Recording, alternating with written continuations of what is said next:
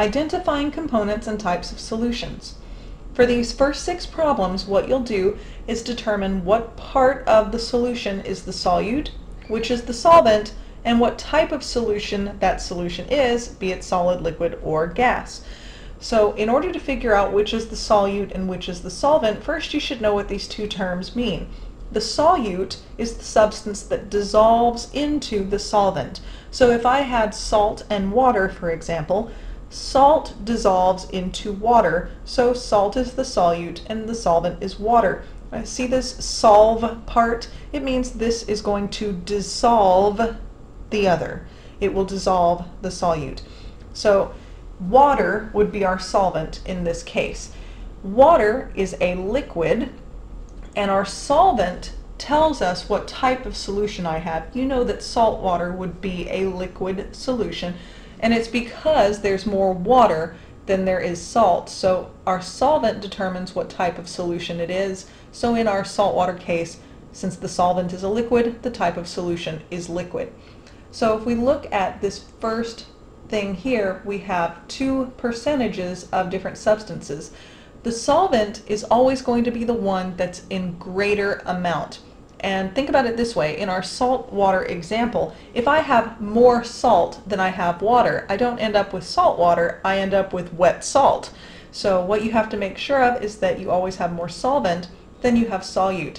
So if I look at this example, 79% nitrogen is the greater amount, so I know that nitrogen would be my solvent. So I'm going to write nitrogen here.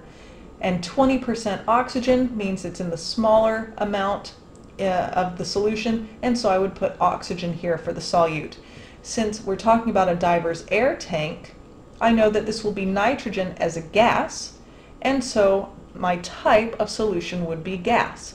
So whichever one is in the greater amount is your solvent, and that will also determine your type of solution. So go ahead and fill in the rest of these. When you get down to the bottom part of your page, it's going to have you differentiate between heterogeneous and homogeneous mixtures. So for each of these mixtures, you'll determine if it's heterogeneous and looks different throughout, because hetero means different, or if it's homogeneous and looks the same throughout. Homo means same. So let me give you an example of heterogeneous and homogeneous. Let's think about soup. If you have tomato soup, it looks the same all the way through. There are no chunks of anything in it. You don't see little specks of something in it unless you add to it. But tomato soup is a homogeneous soup. It looks the same all the way through without any pieces of anything that you can see in it.